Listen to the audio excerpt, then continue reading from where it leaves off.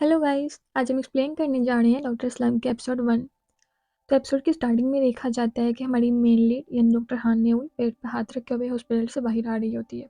शायद उसके स्टमक में बहुत पेन होता है। वेल रोड क्रॉस करते टाइम उसे वो पेन बेयर नहीं होता, वहीं गिर जाती है। अपने राउंड देखते हुए उसे ख्याल आता है दैट ओनली 3 मिनट्स में हमारी लाइफ कैसे क्या हो जाती है। वो ये सब सोच ही रही होती है कि सडनली सामने से एक ट्रक बहुत हाई स्पीड में उसकी तरफ आता है। देन सीन शिफ्ट होता है, हम देखते हैं कि किसी हॉस्पिटल में कोई पेशेंट का ट्रीटमेंट चल रहा होता है। पेशेंट बहुत क्रिटिकल लगता है, उसकी बहुत ब्लीडिंग हो रही होती है। डॉक्टर्स की बहुत कोशिशों के बाद भी वो उसे नहीं बचा पाते। फिर सीन चेंज होता है टू बुसान 2009, जिसमें सब बहुत हैप्पीली डॉक्टर हन के मामा को उनकी बेटी के पूरे कंट्री में टॉप आने के लिए प्रेस कर रहे होते हैं। एंड उसके अंकल सबको फ्री खाना भी खिलाते हैं। डॉक्टर हन के मामा बहुत प्राउड फील कर रही होती हैं सबकी तारीफों से। देन इतने में पास से भागते हुए हन ने गुजरती है। उसकी मम्मा सबको एक्सप्लेन करती है कि उनकी बेटी तो जैसे स्टडी के लिए पैदा हुई है, हर टाइम स्टडी करती रहती है। डे में 17 आवर्स तो वो स्टडी करती रहती है। फिर सीन शिफ्ट होता है हमारे मेन लीड मतलब यो जुंग वू की तरफ, जिसने मॉक टेस्ट में टॉप किया होता है। सो यूनिवर्सिटी के बाद उसके बैनर्स लग रहे होते हैं। जोंग एंड उसके फ्रेंड्स काफ़ी हैप्पी होते हैं। वो जोंग की माँ काफ़ी पिक्चर भी क्लिक करते हैं। नेक्स्ट सीन में हान के पापा की डेथ एनिवर्सरी होती है। सो उनकी दो सिस्टर्स मतलब हान की आंटीज उनके साथ डिनर कर रही होती हैं। डिनर करते करते वो आंटीज हान की मम्मा को तंग करने लग जाती हैं डैट उन्हें अपनी फूड फैक्ट्री सेल कर देनी चाहिए, क्योंकि सनी में पहले से काफ़ी लॉस में जा रही है एंड उन्हें उसमें से शेयर भी चाहिए। उनकी मम्मा सेल नहीं करना चाहती बिकॉज उनके हस्बैंड की वो लास्ट निशानी होती है। तो ये सब में बात में काफ़ी बात बढ़ जाती है एंड वो लोग झगड़ा करने लग जाते हैं। झगड़ा करते करते वो लोग हान को भी पुश कर देते हैं, जिसपे ये सबका कोई इफेक्ट नहीं होता बिकॉज उसका फोकस ओनली अपनी बुक पे ही होता है।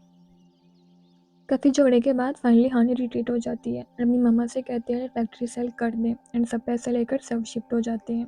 ऐसे हान का एडमिशन भी मेडिकल स्कूल में हो जाएगा जैसे वो चाहती हैं। एंड रही बात इन रिलेटिव्स की, तो अब उसके पापा तो रहे नहीं, तो इन डम रिलेटिव्स उसका कोई लेना देना नहीं है। नेक्स्ट सीन में एक लड़का भागता हुआ आता है एंड क्लास में सबको बताता है कि उनके कॉलेज में कोई प्रीटी स्टूडेंट का ट्रांसफ़र हुआ है जो बुसान से है एंड उसने भी जोंगवू की तरह मॉक टेस्ट में टॉप की है, जो ऑब्वियसली हमारी हान नेउल है। टीचर सबसे हान को इंट्रोड्यूस कराते हैं। हान एंड जोंग एक दूसरे को देखते हैं, सोचते हैं क्लास में ओनली एक ही टॉपर हो सकता है, तो मतलब वार होगा अब। वेल टीचर के जाते ही सब हान के अराउंड इकट्ठा हो जाते हैं एंड उसे अजीब अजीब क्वेश्चन करने लग जाते हैं, लाइक तुम रियली बुसान से हो, वहाँ क्या क्या खाते हैं वगैरह वगैरह, जो सबसे हान इरिटेट हो जाती है एंड उन सबसे कहती है गेट लॉस्ट, तुम्हें दिख नहीं रहा मैं स्टडी कर रही हूँ, जिससे सब काफ़ी शौक होते हैं एंड उन्हें हान काफ़ी रूड भी लगती है। ब्रेक टाइम जोंग के फ्रेंड्स उसके साथ हान को डिस्कस कर रहे होते हैं एंड कहते हैं वो बहुत वियर्ड है, हर टाइम स्टडी करती रहती है। ब्रेक टाइम पे उससे कोई बात करने का ट्राई करते तो अपनी बड़ी बड़ी ऐसी ऐसी देखती है, ऐसे भी उसकी स्टडी डिस्टर्ब हो रही हो। वेल ऐसी बातें करते हैं। फिर कॉलेज से निकलते टाइम जोंग को वहाँ का क्लीनर बोलता है काफ़ी टाइम बाद वो फर्स्ट है कॉलेज से निकलने में, जिससे जोंग काफ़ी सरप्राइज होता है। इतने में पास से हान भागते हुए गुजरती है एंड वो क्लीनर बताता है वो फर्स्ट निकलती है रोज़, वो भी भागते हुए सिर्फ अपनी स्टडी के लिए ज़्यादा से ज़्यादा टाइम सेव कर सके। एंड हान से काफ़ी इंप्रेस भी लगता है। इतने में जोंग भी भागने लग जाता है, आसिफ उसका हान से कंपटीशन चल रहा हो। दोनों रेस करने लग जाते हैं। जोंग सोचता है उसको भी ज़्यादा मेहनत करनी चाहिए ऐसे हान को देखते हुए। नेक्स्ट सीन में हैंगुक नेशनल यूनिवर्सिटी हॉस्पिटल की अवार्ड सेरेमनी होती है। वहाँ जोंग के कुछ क्लासमेट्स भी होते हैं, जिनमें से एक तायोंग जो काफ़ी सक्सेसफुल डॉक्टर होता है। उसके फ्रेंड्स उसे काफ़ी प्रेज करते हैं, बताते हैं वो इतना सक्सेसफुल हो गया डेट वीक में ओनली एक पेशेंट को ही देखते हैं। तायोंग काफ़ी प्राउड फील करता है एंड उसके फ्रेंड उसे कहते हैं वो यूट्यूब क्यों नहीं ज्वाइन करता, ऐसे वो भी और पॉपुलर होगा दूसरे डॉक्टर की तरह जिसके 1 मिलियन सब्सक्राइबर्स हैं। जो यहाँ पे ये जोंगवू की बात कर रहे होते हैं। जोंगवू ना सिर्फ इतना पॉपुलर हो गया होता है बट अपनी सभी यूट्यूब अर्निंग्स भी डोनेट कर देते हैं। प्लस कॉलेज टाइम से वो शेल्टर्स पे वॉलंटियर भी करते हैं। वेल द योंग जोंगवू से काफ़ी जेलस दिखता है यहाँ पे। फिर जोंग के वहाँ एंट्री के बाद जब सब बैठने लगते हैं तो जो चेयर द योंग निकालता है उस पर जोंग इनोसेंटली बैठ जाता है।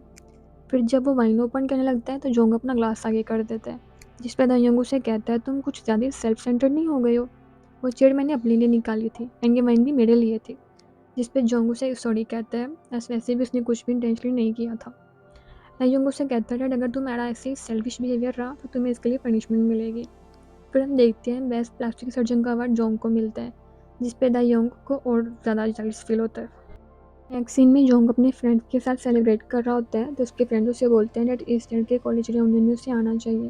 जिस पे जोंग कहता है तुम लोगों को तो पता ही है मैं कितना बिजी रहता हूँ, बट फिर उन लोगों के इंसिस्ट करने पे वो कहता है ट्राई करूँगा। जिस पे उसके फ्रेंड उसे हान को लेकर टीज करने लग जाते हैं, पर तुम्हें कहीं ये डर तो नहीं डेट वो भी वहाँ होगी।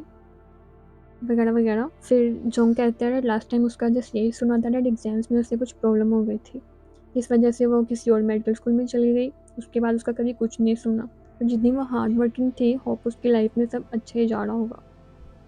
दूसरी साइड में हान को उसके सीनियर से डांट पड़ रही होती है। उससे शायद कुछ प्रॉब्लम होती है उसके प्रोजेक्ट में, जिसपे उसका सीनियर उसे बहुत बुरी तरह डांट रहा होता है। इतनी मेहनत के बाद भी उससे लाइक उसके सीनियर कभी अप्रिशिएट नहीं करते। जैसे वो वहाँ से निकलती है पूरे दिन के हार्ड वर्क के बाद, तो इमरजेंसी सर्जरी के लिए भी उसे ही अपॉइंट कर देते हैं, जिसे वो बिना किसी कंप्लेन के एक्सेप्ट कर लेती है। नेक्स्ट डे जब वो घर आती है, उसके स्टमक में काफ़ी पेन होते हैं, अनवेल फील कर रही होती है। बट इससे पहले वो कुछ खा पाती है, हॉस्पिटल से फ़ोन आ जाते हैं, वो सब छोड़कर वापस भाग जाती है। फिर जोंग के पास मकाऊ से एक काफ़ी रिच एंड मिस्टीरियस पेशेंट आती है प्लास्टिक सर्जरी के लिए, जिससे जोंग को कुछ काफ़ी नेगेटिव वाइब्स आती हैं, बट वो ज़्यादा ध्यान नहीं देता। नेक्स्ट सीन में हान जिस प्रोजेक्ट पे इतने टाइम से वर्क कर रही थी, उसका सीनियर सडनली वो किसी और को दे देता है, वो भी ओनली इसलिए कि उस पर्सन का पापा काफ़ी रिच होता है। स्टिल हान कुछ नहीं कहती। फिर बाद में जब अपनी फ्रेंड से मिलने जा रही होती है, तो स्टमक पेन की वजह से वो रोड पे गिर जाती है, जैसे स्टार्टिंग में बताया था। ट्रक उसकी तरफ बहुत स्पीड से बढ़ रहा होता है एंड थैंकफुली टाइम पे रुक जाता है, और उससे पहले ही हान फैंट कर जाती है। उसकी फ्रेंड पास ही होती है, वह जल्दी से उसको हॉस्पिटल ले जाती है। दूसरी साइड जोंग उस मिस्टीरियस लेडी की सर्जरी कर रहा होता है, बट सर्जरी टाइम पे कोई इशू हो जाता है, सडनली उसकी बहुत ज़्यादा ब्लीडिंग होने लग जाती है। वो लोग बहुत ट्राई करते हैं उसको बचाने का, बट नहीं बचा पाते एंड वो पेशेंट मर जाती है। उन डॉक्टर्स में से एक डॉक्टर काफ़ी सस्पिशियस लगता है, ना शायद ऐसे ही लग रहा हो, पता नहीं। वेल, फिर हम देखते हैं जोंग पुलिस स्टेशन में अपना स्टेटमेंट दे रहा होता है डेट सर्जरी टाइम पे उसे कोई मिस्टेक नहीं हुई थी, ना ही वो पेशेंट किसी मेडिकेशन पे थी, तो उसे नहीं पता इतनी ब्लीडिंग कैसे होने लग गई। उस time Jong only as witness गया हुआ था, तो वो लोग उसे जाने देते हैं। बट जोंग पहले से इतना पॉपुलर होता है, इसलिए ये बात जल्दी ही मीडिया में बहुत ज़्यादा फैलने लग जाती है। और तो सडनली सर्जरी टाइम की सीसीटीवी फुटेज भी डिलीट हो जाती है, जिस पे सबका डाउट जोंग पे और ज़्यादा बढ़ जाता है। नेक्स्ट डे वो पेशेंट की फैमिली, जिनके मकाऊ में अपने कसिनोज होते हैं, मतलब वो लोग काफ़ी रिच होते हैं, वो लोग भी जोंग पे केस कर देते हैं। कोर्ट में प्रोसिक्यूशन लॉयर कहता है ब्लड रिपोर्ट के अकॉर्डिंग पेशेंट पे कोई ऐसी मेडिसिन यूज़ हुई है जो नहीं होनी चाहिए थी, जिससे उसकी इतनी ज़्यादा ब्लीडिंग हुई, जिससे जोंग एंड उसका लॉयर डिनाई कर देता है एंड वो बताता है उसने वो मेडिसिन कभी यूज़ ही नहीं की है। बट फिर प्रोसिक्यूशन लॉयर एक बॉटल एज एविडेंस देता है, जिसपे जोंग के फिंगरप्रिंट्स भी होते हैं एंड वो बताता है वो उसे जोंग के ही ऑफिस की डस्टबिन से मिली है। इससे जोंग भी काफ़ी शॉक्ड होता है, लाइक कैसे हो सकता है ये, एंड कहता है उसे इसके बारे में कुछ नहीं पता। पर इतना सॉलिड एविडेंस होने की वजह से सबको जोंग ही कल्प्रिट लगता है। नेक्स्ट सीन में जोंग रास्ते में जा रहा होता है एंड खुद को बहुत हारा हुआ फील करता है। फिर उसे ख्याल आता है उसके फ्रेंड्स तो हमेशा उसका साथ देंगे ना, कुछ भी हो जाए, तो उसे हिम्मत नहीं हारनी चाहिए। बट जब वो अपने फ्रेंड्स के पास जाता है, वो लोग भी उसे ब्लेम करते हैं और उससे झगड़ा करने लग जाते हैं। उनमें से एक तो जोंग को बहुत मारता है और उसे कहता है अगर तुमने कुछ भी इंटेंशनली नहीं किया है, तो तुम्हारे फिंगरप्रिंट्स कैसे उस बोतल पे आए। वो लोग उसे काफ़ी झगड़ा करते हैं। ये सब के बाद जोंग एक ब्रिज पे सोच रहा होता है, तो उसका शायद मैनेजर वहाँ आता है। जोंग उसे बोलता है उसने कुछ नहीं किया, फिर उसके साथ ये सब क्या हो रहा है। वो जोंग को थोड़ी हिम्मत देता है, उसे बताता है वो न्यू लॉयर साइन करेगा ये सबको डील करने के लिए। फिर ये सब की वजह से जो सब उनका नुकसान हुआ है, एड्स की पेनल्टीज वगैरह वगैरह, ये सब को क्लियर करने के लिए जोंग को अपना सब कुछ सेल करना पड़ेगा। फिर बाद में हान अपने अंकल के साथ होती है, तो वो बताती है उसके गॉल ब्लैडर में कोई इशू था, तो वो रिमूव करने के बाद अब ठीक है। बट बाद में हॉस्पिटल में उसका सीनियर फिर से उसकी बहुत इंसल्ट करता है। एमन के हान के ऑपरेशन को भी ज़्यादा टाइम नहीं हुआ था, प्लस हान की इतनी हार्ड वर्किंग होने के बाद भी वो लोग उसको बिल्कुल भी अप्रिशिएट नहीं करते, जिससे हान को बहुत बुरा फील होता है, बट स्टिल सोचती है इट्स ओके। फिर बाद में रोड क्रॉस करते टाइम एक ट्रक को आते देखकर हान फिर से ब्लॉक हो जाती है। उसके माइंड में लास्ट टाइम वाला इंसिडेंट, उसके सीनियर की इंसल्ट, ये सब आता है। फिर नेक्स्ट डे कैसे तैसे हिम्मत करके वो एक साइकेट्रिस्ट के पास जाती है, जिसे वो सब एक्सप्लेन करती है एंड बताती है उस एक्सीडेंट के टाइम पे ट्रक को आते देखकर उसे ये ख्याल क्यों आ रहा था दैट इट्स ओके अगर मर जाएगी तो शायद यही बेटर ऑप्शन है, जिससे वो काफ़ी कंफ्यूज है। मतलब उसकी लाइफ इतनी वर्थलेस भी नहीं है, तो फिर वो मरना क्यों चाहती थी। जिस पे साइकेट्रिस्ट उसके एक टेस्ट लेते हैं, जिससे उन्हें पता चलता है हान को डिप्रेशन है, जिसका उसे खुद ही पता नहीं है। वो हान को कुछ मेडिसिन भी देता है। वहाँ से निकलने के बाद आन सोचती है एंड फ्रस्ट्रेटेड फील करती है। वह सोचती है उसे डिप्रेशन हो ही नहीं सकता, वह बिल्कुल ठीक है। फिर मेडिसिन डस्टबिन में फेंक देती है। घर आते टाइम वो कुछ बियर कैंस लाती है एंड सोचती है बेटर फील करेगी, बट डोर ओपन करते ही भाई एंड मामा की चिक चिक सुनकर वापस बंद कर देती है। फिर वो टेरेस पे चली जाती है, बट टेरेस पे सब इतना बिखरा होता है तो हान का पाँव किसी चीज़ से टकराते हैं, उसके कैंस नीचे गिर जाते हैं। जब उन्हें उठाने लगती है तो उसकी नज़र सामने हैंग हुए कपड़ों के पीछे एक लड़के पे पड़ती है, जिसे देख वो थोड़ा सरप्राइज़ होती है। वो पूछती है उसे कौन है, बट वो शायद सुनता नहीं है। मैं देख रहा होता है जिसकी वजह से उसकी बैग हान की तरफ होती है। हान उसके पास जाती है और वापिस पूछती है कौन हो तुम? तो वो लड़का उसकी तरफ पलटता है एंड वो लड़का और कोई नहीं, जोंग होता है। वो दोनों एक दूसरे को देखते ही पहचान लेते हैं। उन्होंने अपने कॉलेज मोमेंट्स याद आते हैं, बट वो दोनों एक दूसरे को देखकर सरप्राइज भी बहुत होते हैं, लाइक तुम यहाँ कैसे? फिर हम देखते हैं कॉलेज टाइम में घर जाते टाइम जब हान एंड जोंग एक दूसरे से कम्पीट कर रहे थे तो हान जोंग को हरा देती है एंड जोंग पीछे रह जाता है। बट भागते भागते हान गिर जाती है एंड जोंग पास आकर अपना हाथ बढ़ाते हैं उसे उठने में हेल्प करने के लिए। हान उसका हाथ पकड़ लेती है एंड दोनों एक दूसरे को क्यूट क्यूट स्माइल्स देते हैं।